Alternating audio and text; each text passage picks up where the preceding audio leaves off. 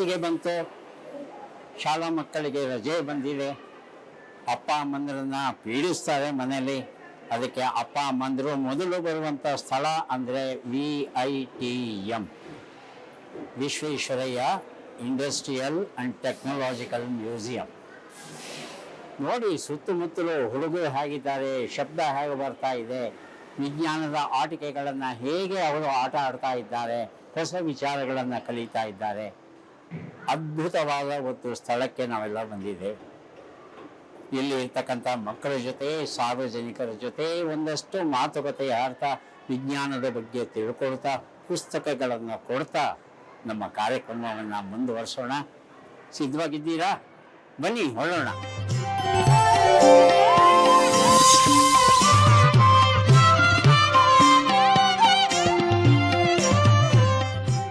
ನಾವೀಗ VITM ಅಲ್ಲಿ ಇರ್ತಕ್ಕಂಥ ಡೈನಾಸರಸ್ನ ಹಂತದಲ್ಲಿದ್ದೇವೆ. ನಾವು ಡೈನಾಸರಸ್ಗೆ ಸಂಬಂಧಪಟ್ಟ ಹಾಗೆ ಒಂದಷ್ಟು ಪ್ರಶ್ನೆಗಳನ್ನು ಕೇಳ್ತೇನೆ. ನಮಸ್ಕಾರ. ನಮಸ್ಕಾರ ಸರ್. ನಮ್ಮ ಹೆಸರು? ನನ್ನ ಹೆಸರು ಭಾಸ್ಕರ್ ಅಂತ ಸರ್.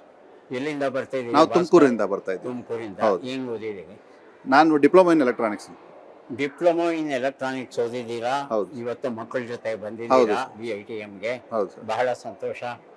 ಇಲ್ಲೇ ನಾವು ಡೈನಾಸರ್ನ ನೋಡ್ತಾ ಇದ್ದೇವೆ. ಹೌದು ಸರ್. ಇದು ಪ್ರತಿಕೃತಿ ಮಾಡೆಲ್ ತರಹ ಮಾಡಿದ್ದಾರೆ. ಹೌದು. ಆದ್ರೆ ಬೇರೆ ಮಾಡೆಲ್ಗೂ ಇದಕ್ಕೂ ಏನ್ ವ್ಯತ್ಯಾಸ ಅಂದ್ರೆ, ಇದು ಬಾಯಿ ತೆರೆಯುತ್ತೆ, ಹೌದು, ಕೈ ಕಾಲು ಅಲ್ಲಾಡ್ಸುತ್ತೆ, ಮೂಮೆಂಟ್ ಇದೆ, ಕಣ್ಣು ಬೆಟಕ್ಸುತ್ತೆ, ಚಲನೆ ಇದೆ. ಹೌದು ಅಲ್ವಾ? ಹೌದು. ಹೀಗೆ ಒಂದು ಮಾಡೆಲ್, ಒಂದು ಮಾದರಿ ಚಲಿಸುವ ಹಾಗೆ ಹೌದು ಅದನ್ನ ಮಾಡ್ತಾರೆ. ಹೌದು. ಇದು ಒಂದು ವಿದ್ಯೆ. ಇದು ಹೌದು. ಈ ವಿದ್ಯೆಯ ಹೆಸರೇನು ಅಂತ ಹೇಳಲಿಕ್ಕೆ ಸಾಧ್ಯವಾದ. ನಾನು ನಿಮ್ಗೆ ಆಯ್ಕೆ ಕೊಡ್ತೇನೆ. ಆಯ್ಕೆನಲ್ಲಿ ಸರಿಯಾದ ಉತ್ತರ ಕೊಡ್ಲಿಕ್ಕೆ ಪ್ರಯತ್ನ ಪಡಿ. ಇದನ್ನ ಬಯೋ ರೋಬೋಟಿಕ್ಸ್ ಅಂತ ಕರೀತಾರ, ಆನಿಮ್ಯಾಟ್ರಿಕ್ಸ್ ಅಂತ ಕರೀತಾರೆ. ಬಯೋ ರೋಬೋಟಿಕ್ಸ್ ಅಂತ ಕರೀತಾರೆ. ಬಯೋ ರೋಬೋಟಿಕ್ಸ್ ಅಂತ, ಆನಿಮ್ಯಾಟ್ರಿಕ್ಸ್, ಬಯೋ ರೋಬೋಟಿಕ್ಸ್. ಹೌದು. ನಿನ್ನ ಹೆಸರೇನಪ್ಪ? ಸರ್ ಜೈತ್ರ ಅಂತ. Bio robotics, animatronics? Bio robotics. Bio robotics. Animatics ಅಂದ್ರೆ ಅದು ವಿಡಿಯೋ ತರ ಇರುತ್ತೆ ಸರ್. ಅದು ಹಾಗಾಗಿ ಇದರೊಳಗಡೆ ರೋಬೋಟಿಕ್ಸ್ ನ ಯೂಸ್ ಮಾಡಿರ್ತಾರೆ. ಹಾಗಾಗಿ ಇದು ಬಯೋ ರೋಬೋಟಿಕ್ಸ್ ಅಂತ ಅನ್ಕೊಂಡಿದ್ದೀನಿ. ಎರಡನ್ನೂ ಹೇಳ್ಬೋದು ಅಂತ ಅನ್ಸುತ್ತೆ ಸರ್ ನನಗೆ. ಎರಡನ್ನೂ ಹೇಳಲಿಕ್ಕಾಗಲ್ಲ. ಯಾವತ್ತೋ ಒಂದು ಸತ್ಯ, ಎರಡು ಸತ್ಯ ಇರ್ಲಿಕ್ಕೆ ಸಾಧ್ಯ ಇಲ್ಲ. ಇದನ್ನ ಆನಿಮ್ಯಾಟ್ರಿಕ್ಸ್ ಅಂತ ಕರೀತಾರೆ. ಅಂದ್ರೆ ಆನಿಮೇಷನ್ ಅಂದ್ರೆ ಮೂಮೆಂಟ್ ಜೊತೆಗೆ ಎಲೆಕ್ಟ್ರಾನಿಕ್ಸ್ ಇದರಲ್ಲಿ ಸೇರ್ಕೊಂಡಿದೆ. ಹಾಗಾಗಿ ಆನಿಮೇಷನ್ ಪ್ಲಸ್ ಎಲೆಕ್ಟ್ರಾನಿಕ್ಸ್ ಎರಡೂ ಸೇರಿರುವಂಥ ಈ ತಂತ್ರಜ್ಞಾನನ ಆನಿಮ್ಯಾಟ್ರಿಕ್ಸ್ ಅಂತ ಕರೀತಾರೆ. ಈ ಆನಿಮ್ಯಾಟ್ರಿಕ್ಸ್ನ ವಿಶೇಷ ಏನು ಅಂತ ಹೇಳ್ತಂದ್ರೆ, ಒಳಗಡೆ ಯಂತ್ರಗಳನ್ನು ಇಟ್ಟಿರ್ತಾರೆ, ಜೊತೆಗೆ ಸೆನ್ಸಾರ್ಸ್ ಇರುತ್ತೆ. ಹಾಗಾಗಿ ನಾವು ಹತ್ತಿರ ಹೋದರೆ ನಮ್ಮ ಚಲನೆಯನ್ನು ಗುರ್ತು ಹಿಡಿಯುತ್ತೆ. ಗುರ್ತು ಹಿಡಿದು ನಮ್ಮ ಕಡೆಗೆ ತಿರುಗಿ ಶಬ್ದ ಮಾಡುತ್ತೆ.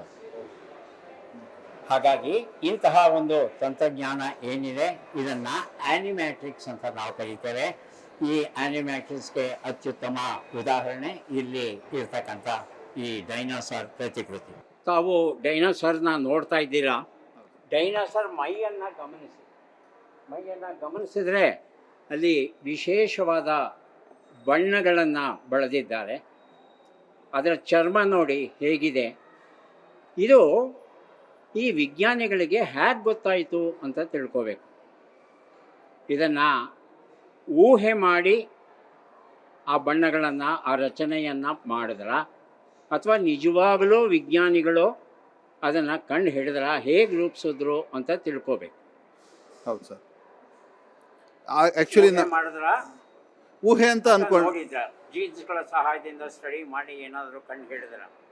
ಇದು ಕೆಲವೊಂದು ಕಾಲಘಟ್ಟದಲ್ಲಿ ಐಸ್ನಲ್ಲಿ ಅದು ಇಮ್ಮರ್ಸ್ ಆಗಿರೋದ್ರಿಂದ ಅದರಲ್ಲಿ ಆಗಬೇಕಾಗಿರ್ತಕ್ಕಂಥ ಬಯೋಲಾಜಿಕಲ್ ಏನು ಇದು ಕೊಳ್ತೋಗುತ್ತೆ, ಆ ಪ್ರಕ್ರಿಯೆ ನಿಂತೋಗಿರೋದ್ರ ಮೋಸ್ಟ್ಲಿ ನನ್ನ ಊಹೆ ಪ್ರಕಾರ ಅವರು ನೋಡಿ ಕಂಡಿಡ್ಕೊಂಡಿರ್ಬೋದು, ಪ್ಲಸ್ ಸ್ಟಡೀಸ್ ಕೂಡ ಮಾಡಿರ್ತಾರೆ ಅಂತ ಅನ್ಕೊಂಡಿದ್ದೀನಿ ಸರ್. ವಾಸ್ತವದಲ್ಲಿ ಡೈನಾಸರ್ಗಳ ಮೂಳೆಗಳು ಮಾತ್ರ ನಮಗೆ ಸಿಕ್ಕಿದೆ, ಉಳಿದ ಭಾಗ ನಮಗೆ ಸಿಕ್ಕಿಲ್ಲ. ಹಾಗಾಗಿ ಅವುಗಳ ಚರ್ಮ ಹೇಗಿತ್ತು ಅನ್ನೋದು ನಮಗೆ ಗೊತ್ತಿಲ್ಲ, ಬಣ್ಣ ಹೇಗಿತ್ತು, ರಚನೆ ಹೇಗಿತ್ತು ಇದು ಗೊತ್ತಿಲ್ಲ ನಮಗೆ. ಹಾಗಾಗಿ ಆ ಡೈನಾಸರ್ಗಳ ಸನಿಹ ಸಂಬಂಧಿಗಳು, ಮೊಸಳೆ ಆಗಿರ್ಬೋದು, ಹಲ್ಲಿ ಆಗಿರ್ಬೋದು, ಆ ಥರ ಜೀವಿಗಳನ್ನು ನೋಡಿ ಅದರ ಬಣ್ಣ ಹೇಗಿದೆ, ಚರ್ಮದ ರಚನೆ ಹೇಗಿದೆ, ಇದನ್ನು ಕಲ್ಪಿಸ್ಕೊಂಡು ಈ ಡೈನಾಸರ್ಗಳ ಮೈ ಮೇಲೆ ಇರ್ತಕ್ಕಂಥ ಚರ್ಮವನ್ನು ರೂಪಿಸಿದ್ದಾರೆ. ಈ ಚರ್ಮವನ್ನು ರೂಪಿಸೋದಕ್ಕೆ ಯಾವ ವಸ್ತು ಬಳಸಿದ್ದಾರೆ? ಸಿಲಿಕಾನ, ರಬ್ಬರ? ಇದು ಸಿಲಿಕಾನ್ ಅಂತರ ಕಾಣಿಸ್ತಾ ಇದೆ ಸರ್. ಸಿಲಿಕಾನ್ ಅನ್ನೋದು ಸರಿಯಾದ ಉತ್ತರ. ಡೈನಾಸರ್ನ ನಾವು ನೋಡ್ತಾ ಇದ್ದೇವೆ, ಬಹಳ ಬೃಹತ್ತಾದ ಜೀವಿ. ದೇಹದ ಮುಂಭಾಗವನ್ನು ನೋಡಿ ಕುತ್ತಿಗೆ ಎಷ್ಟು ಉದ್ದ ಇದೆ, ಒಡಲು ಎಷ್ಟು ದಪ್ಪ ಇದೆ. ಆದರೆ ಹಿಂಭಾಗ ನೋಡ್ತು ಅಂತ ಹೇಳ್ತಂದರೆ ಬಹಳ ಸಪೂರವಾಗಿದೆ. ಅದರ ಬಾಲ ಎರಡು ಕಾಲ ಮೇಲೆ ನಿಂತ್ಕೊಂಡಿದೆ. ಅಷ್ಟು ದೇಹದ ಭಾರವನ್ನು ಸಮತೋಲನದಲ್ಲಿ ಕಾದಿಟ್ಕೊಳ್ಳೋ ಅಂಗ ಯಾವುದು ಅಂತ ನಾವು ತಿಳ್ಕೋಬೇಕು. ಹುಡುಗನ್ನ ಕೇಳೋಣ, ಉತ್ತರ ಕೊಡ್ತಾನ ಅಂತ. ನಿನ್ನ ಹೆಸರು ಹೇಳಪ್ಪ. ಜೈತ್ರ ಅಂತ. ಯಾವ ಕ್ಲಾಸಲ್ಲಿ ಓದ್ತಾ ಇದೆಯಾ? ನಾನು 10ನೇ ತರಗತಿ. 10ನೇ ತರಗತಿ. ಡೈನಾಸರ್ ಬಗ್ಗೆ ಓದಿದೀಯ ಅಲ್ವಾ? ಸ್ವಲ್ಪ. ಇಲ್ಲಿ ಮಾಡೆಲ್ ನೋಡ್ತಾ ಇದೀಯಾ? ಈ ಮಾಡೆಲ್ನ ಕೌಂಟರ್ ಬ್ಯಾಲೆನ್ಸ್ ಹೇಗೆ ನಡೀತಾ ಇದೆ? ಮುಂದೆ ಅಷ್ಟು ದೊಡ್ಡ ದೇಹ, ಸಣ್ಣ ಬಾಲ, ಅದರ ಬ್ಯಾಲೆನ್ಸ್ ಹೇಗಾಗ್ತಾ ಇದೆ? ಕಾಲುಗಳಿಂದ ಬ್ಯಾಲೆನ್ಸ್ ಆಗ್ತಾ ಇದೆಯಾ ಅಥವಾ ಅದರ ಬಾಲದಿಂದ ಬ್ಯಾಲೆನ್ಸ್ ಆಗ್ತಾ ಇದೆಯಾ? ಬಾಲದಿಂದ. ಬಾಲದಿಂದ ಬ್ಯಾಲೆನ್ಸ್ ಆಗ್ತಾ ಇದೆ ಅನ್ನೋದು ಸರಿಯಾದ ಉತ್ತರ. ತಮಗೆ ಪುಸ್ತಕವನ್ನು ಕೊಡ್ತಾ ಇದ್ದೀನಿ, ದಯವಿಟ್ಟು ಸ್ವೀಕರಿಸಿ.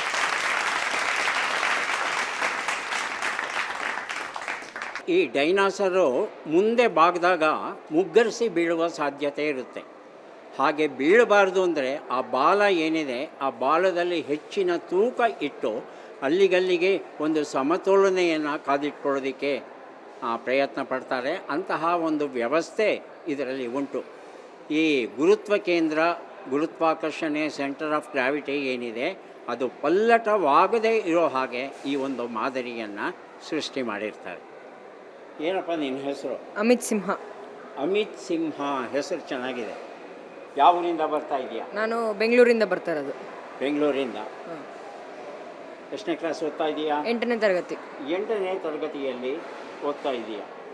ಈಗ ನಮ್ಮ ಮ್ಯೂಸಿಯಮಲ್ಲಿ ಇರುವಂಥ ಈ ಡೈನಾಸರ್ ಏನಿದೆ, ಇದು ಕೈಕಾಲುಗಳನ್ನು ಚಲಿಸೋದ್ರ ಜೊತೆಗೆ, ಕಣ್ಣನ್ನು ಮಿಡುಕಿಸೋದ್ರ ಜೊತೆಗೆ, ಯಾರಾದರೂ ಹತ್ತಿರ ಹೋದಾಗ ಜೋರಾಗಿ ಕೂಗುತ್ತೆ. ಇದೆಲ್ಲ ಹೇಗೆ ನಡೆಯುತ್ತೆ ಅಂತ ತಿಳ್ಕೋಬೇಕು. ಆಯ್ಕೆ ಕೊಡ್ತೇನೆ, ಸರಿಯಾದ ಉತ್ತರ ಕೊಡೋದಕ್ಕೆ ಪ್ರಯತ್ನ ಪಡಿ. ಧ್ವನಿವರ್ಧಕ ಮತ್ತು ಸೆನ್ಸಾರ್. ಧ್ವನಿವರ್ಧಕ ಅಂದರೆ ಏನು? ನಾಯ್ಸ್. ಮೈಕ್ ಸಿಸ್ಟಮ್ಮು ಪ್ಲಸ್ ಸೆನ್ಸಾರ್ಗಳ ಅಥವಾ ಮೆಕ್ಯಾನಿಕಲ್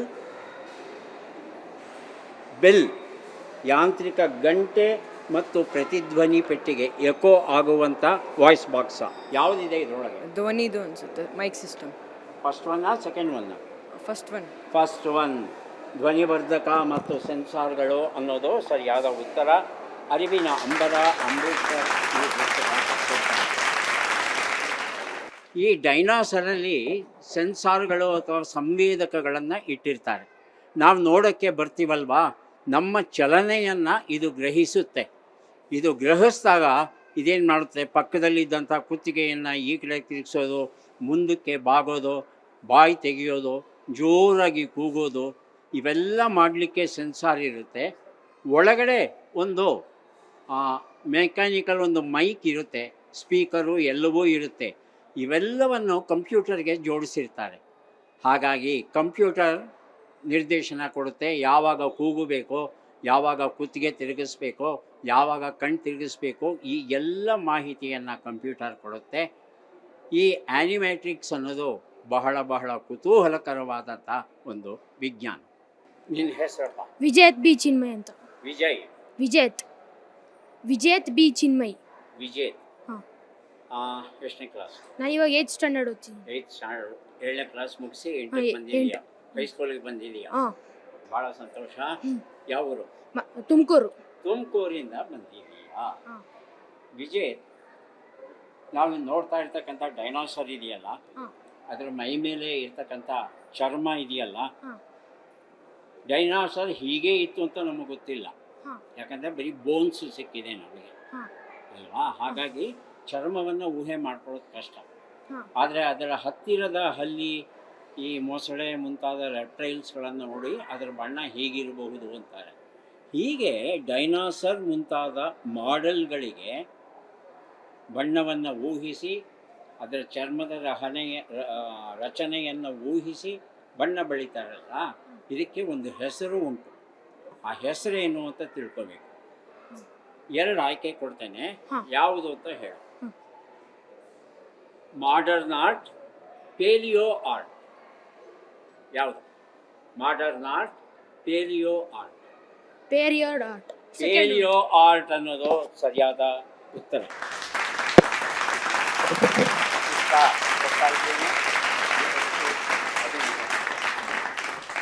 ಪೇಲಿಯೋ ಆರ್ಟ್ ಅಂದರೆ ಈಗ ಪೇಲಿಯಂಟಾಲಜಿ ಅಂತ ಕರಿತೇವೆ, ಪಳೆಯುಳಿಕೆಯ ಶಾಸ್ತ್ರ ಅಂತ ನಾವು ಕರಿತೇವೆ.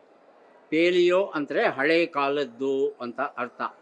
ಹಾಗಾಗಿ ಹಳೆಯ ಕಾಲದ ಜೀವಿಗಳ ಚರ್ಮ, ಬಣ್ಣ ಇವನ್ನು ಊಹಿಸಿಕೊಂಡು ಅವನ್ನು ರಚಿಸುವಂಥ ಕಲೆ ಏನಿದೆ, ಇದನ್ನು ಪೇಲಿಯೋ ಆರ್ಟ್ ಅಂತ ಕರಿತೇವೆ. ಇದು ವಿಜ್ಞಾನವೂ ಹೌದು, ಕಲೆಯೂ ಹೌದು. ವೀಕ್ಷಕರೇ, ವಿಮಾನವನ್ನು ಯಾರು ಕಂಡು ಹಿಡಿದ್ರು ಅಂತ ತಿಳ್ಕೋಬೇಕಾಗಿದೆ. ಒಂದು ಪ್ರಶ್ನೆಯನ್ನು ಕೇಳೋಣ. ಸರ್, ತಮ್ಮ ಹೆಸರು? ಅಶೋಕ್ ವಿ ಬಳ್ಳ ಅಂತ, ಬಾಗಲಕೋಟೆ. ಎಲ್ಲಿಂದ ಬಂದಿದ್ದೀರಿ? ಬಾಗಲಕೋಟೆಯಿಂದ ಬಂದಿದ್ದೀರಿ. ಏನು ಕೆಲಸ ಮಾಡ್ತಾ ಇದ್ದೀರಿ? Primary school teacher. Primary school teacher. ಈಗ ಪ್ರಶ್ನೆ ಏನಪ್ಪ ಅಂದರೆ, ವಿಮಾನವನ್ನು ಕಂಡು ಹಿಡಿದವ್ರು ಯಾರು?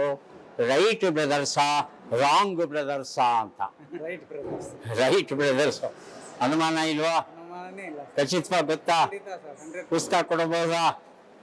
ಪುಸ್ತಕ ಕೊಡಬಹುದು ಅಂತ ಹೇಳ್ತಾ ಇದ್ದಾರೆ. ರೈಟ್ ಬ್ರದರ್ಸು ವಿಮಾನವನ್ನು ಕಂಡು ಹಿಡಿದ್ರಂತೆ. ಪುಸ್ತಕವನ್ನು ಕೊಡ್ತಾ ಇದ್ದೇನೆ, ದಯವಿಟ್ಟು ಸ್ವೀಕರಿಸಿ. ರಂಗಮಹಲ್ ರಹಸ್ಯ, ಎನ್ ನರಸಿಂಹಯ್ಯ ಬರೆದಂಥ ಪತ್ತೇದಾರಿ ಕಾದಂಬರಿ, ಈ ಪುಸ್ತಕವನ್ನು ಕೊಡ್ತಾ ಇದ್ದೆ. ರೈಟ್ ಬ್ರದರ್ಸ್ ಅವರು ರೂಪಿಸಿದಂತಹ ವಿಮಾನ ಏನಿದೆ, ಆ ವಿಮಾನದ ಮಾದರಿಯನ್ನು ನನ್ನ ಬೆನ್ನ ಹಿಂದೆ ತಾವು ನೋಡಬಹುದಾಗಿದೆ. ಈಗ ಮೇಡಮ್, ತಾವು ಉತ್ತರ ಕೊಡ್ತೀರಾ? ಬನ್ನಿ ಮೇಡಮ್, ತಮ್ಮ ಹೆಸರು? ಸುಜಾತ. ಸುಜಾತ. ಏನು ಓದಿದ್ದೀರಿ? ಸಕಲೇಶ್ಪುರದಿಂದ ಬರ್ತಿರೋದು. ಸಕಲೇಶ್ಪುರ. BSc ಕಂಪ್ಲೀಟ್ ಆಗಿಲ್ಲ. ಪರವಾಗಿಲ್ಲ, ಚಿಂತೆ ಇಲ್ಲ, ಅದಕ್ಕೇನಂತೆ. ಸಕಲೇಶ್ಪುರದಿಂದ ಬಂದಿದ್ದೀರಿ, ಬಹಳ ಸಂತೋಷ. ಈಗ ರೈಟ್ ಬ್ರದರ್ಸ್ ಬಗ್ಗೆ ಮಾತಾಡ್ತಾ ಇದ್ವಿ. ಆ ವಿಮಾನದ ತತ್ವದ ಬಗ್ಗೆ ತಿಳ್ಕೋಬೇಕು. ಈ ವಿಮಾನದ ರೆಕ್ಕೆ ಇದೆಯಲ್ಲ, ಹೀಗೆ ಒಂಥರ ಬಾಗಿರೋ ಹಾಗಿದೆ, ಕರ್ವ್ಡ್ ಸರ್ಫೇಸ್ ಇದೆ. ಗಾಳಿ ಬೀಸಿದಾಗ ಏನಾಗುತ್ತೆ ಅಂತ ಹೇಳಿದ್ರೆ, ಮೇಲ್ಗಡೆ ಒತ್ತಡ ಕಡಿಮೆಯಾಗಿ ಕೆಳಗಡೆ ಜಾಸ್ತಿ ಆಗಿರೋ ಕಾರಣ ಅದು ಎತ್ತುತ್ತೆ ಹಿಂಗೆ ಮೇಲಕ್ಕೆ. ಇದಕ್ಕೆ ಒಬ್ಬ ವಿಜ್ಞಾನಿ ಕಂಡು ಹಿಡಿದ. ಆ ವಿಜ್ಞಾನಿಯ ಹೆಸರಿನಲ್ಲಿರುವ ತತ್ವ ಯಾವುದು ಅಂತ ತಿಳ್ಕೋಬೇಕು. ನಾ ಹೇಳ್ತೇನೆ, 2 ಆಯ್ಕೆ ಕೊಡ್ತೇನೆ, ನೋಡಿ.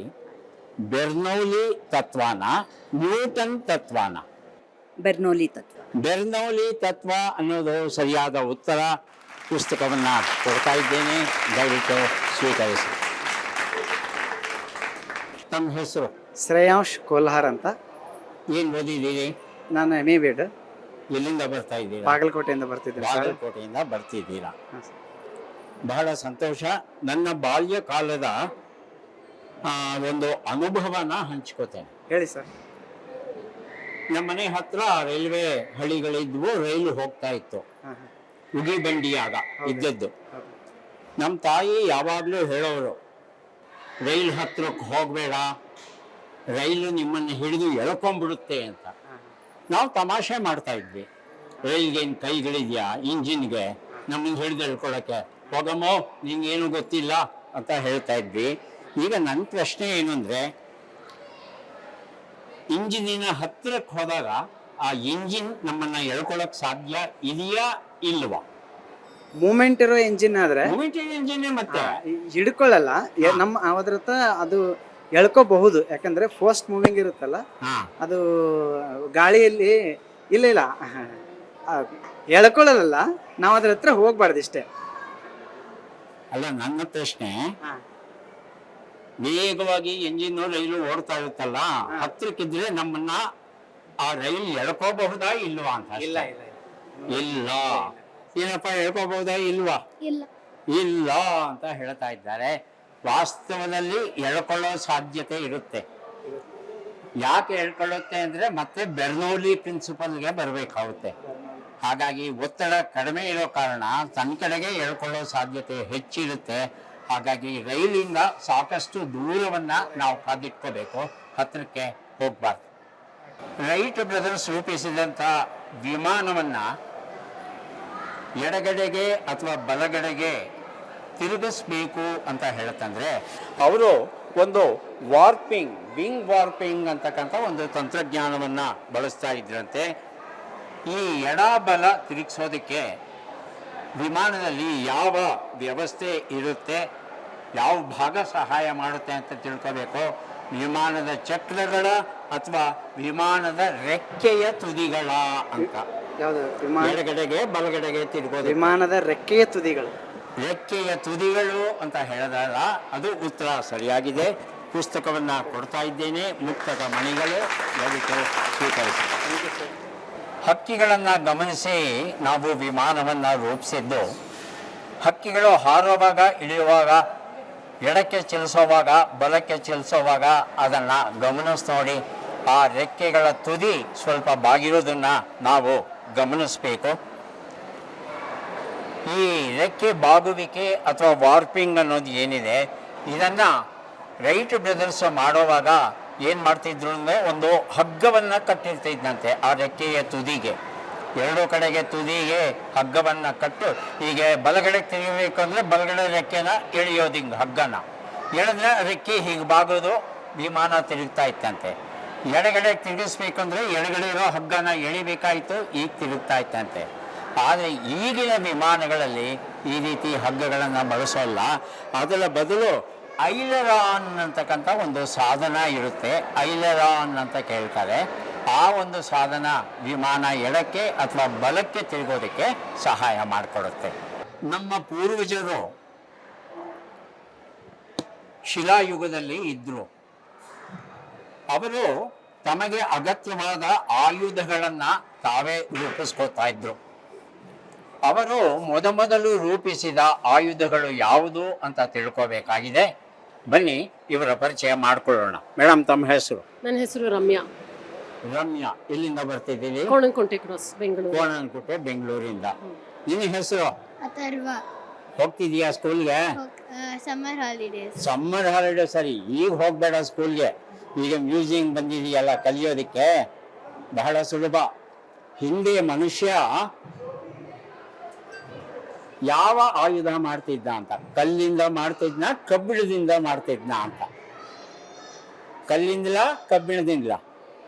ಯಾವ್ದನ್ನ ಯಾವ್ದ್ರಿಂದ ವೆಪನ್ ಮಾಡ್ತಿದ್ದ ಹ್ಯೂಮನ್ ಬೀಯಿಂಗ್ ಸ್ಟಾರ್ಟಿಂಗ್ ಅಲ್ಲಿ? ಸ್ಟೋನು, ಚಾಕು ಮಾಡಬೇಕಾದ್ರೆ, ಚೂರಿ ಮಾಡಬೇಕಾದ್ರೆ ಕಲ್ಲನ್ನ ಬಳಸ್ತಾ ಇದ್ನ, ಕಬ್ಬಿಣ ಬಳಸ್ತಾ ಇದ್ನ ಅಂತ? ಕಬ್ಬಿಣ. ಮೇಡಮ್? ಕಲ್ಲು. ಕಲ್ಲು. ಈ ಶಿಲಾಯುಗದ ನಮ್ಮ ಪೂರ್ವಜ ಕಲ್ಲುಗಳನ್ನ ಬಳಸ್ಕೊಂಡು ತನಗೆ ಅಗತ್ಯವಾದ ಆಯುಧಗಳನ್ನ ಮಾಡ್ಕೋತಾ ಇದ್ದ. ಈ ಶಿಲಾಯುಗವನ್ನ ಪ್ರಾಚೀನ ಶಿಲಾಯುಗ, ಮಧ್ಯದ ಶಿಲಾಯುಗ, ನವಶಿಲಾಯುಗ ಅಂತ ನಾವೆಲ್ಲ ವಿಂಗಡಿಸ್ತೇವೆ. ಕಬ್ಬಿಣವನ್ನ ಬಳಸೋದಕ್ಕೆ ಸಾಕಷ್ಟು ದಿನ ಬೇಕಾಯಿತು. ಹಾಗಾಗಿ ಅವನು ಕಲ್ಲಿನ ಕೊಡಲಿಯನ್ನ, ಕಲ್ಲಿನ ಬರ್ಜಿಯನ್ನ ಇತ್ಯಾದಿಗಳನ್ನೆಲ್ಲ ಬಳಸ್ತಾ ಇದ್ದ. ಇದನ್ನ ಇವತ್ತಿಗೂ ಸಹ ನಾವು ನೋಡಬಹುದಾಗಿದೆ. ರಾಮಾಯಣದ ಉಪಕಥೆಗಳು ಈ ಒಂದು ಪುಸ್ತಕವನ್ನ ತಮಗೆ ಕೊಡ್ತಾ ಇದ್ದೆ. ಅನ್ವಿತಾ. ಅನ್ವಿತಾ, ಏನ್ ಓದ್ತಾ ಇದ್ದೀರಿ ಅನ್ವಿತಾ? 10th ಮುಗೀತು. 10th ಮುಗೀತು, ಫಸ್ಟ್ PUC ಹೋಗೋದಕ್ಕೆ ಸಿದ್ಧವಾಗಿದ್ದೀರಿ ಅಲ್ವಾ? ಹೌದು. ಬಹಳ ಸಂತೋಷ. ಮನುಷ್ಯ ತನ್ನನ್ನ ತಾನು ಬುದ್ಧಿವಂತ ಮನುಷ್ಯ, ಹೋಮೋ ಸಪಿಯನ್ಸ್ ಅಂತ ಕರ್ಕೊಂಡಿದ್ದಾನೆ. ಅದು ನಿಮಗೆ ಗೊತ್ತಿರುತ್ತೆ. ಮನುಷ್ಯನ ಬುದ್ಧಿವಂತಿಕೆಗೆ ಅವನ ದೇಹದಲ್ಲಿ ಕೆಲವು ಬದಲಾವಣೆಗಳು ಕಾರಣವಾದವು. ಆ ಬದಲಾವಣೆಗಳು ಯಾವುದು ಅಂತ ತಿಳ್ಕೋಬೇಕು. ಕಣ್ಣಲ್ಲಿ ಆದಂಥ ಬದಲಾವಣೆ, ಕಿವಿಯಲ್ಲಿ ಆದಂಥ ಬದಲಾವಣೆ, ಯಾವ್ದಾದ್ರು ಒಂದು ಬದಲಾವಣೆ ಹೇಳ್ತೀರಾ? ವಿವರಿಸ್ಬೇಕು. ಮನುಷ್ಯ ಇಷ್ಟು ಬುದ್ಧಿವಂತ ಆಗೋದಕ್ಕೆ ಕಾರಣ ಅವನ ಕಣ್ಣುಗಳಲ್ಲಾಗಿದೆಯಾ, ಕಿವಿಗಳಲ್ಲಾಗಿದೆಯಾ? ಒಂದ್ ಹೇಳ್ಬಿಟ್ಟು ಅದ್ರ ಬಗ್ಗೆ ಹೇಳ್ಬೇಕಾ? ಯಾವ್ದಾದ್ರು ಒಂದು ಬಹಳ ಮುಖ್ಯವಾದದ್ದು. ಕಿವಿ. ಕಿವಿನ ಕಣ್ಣ?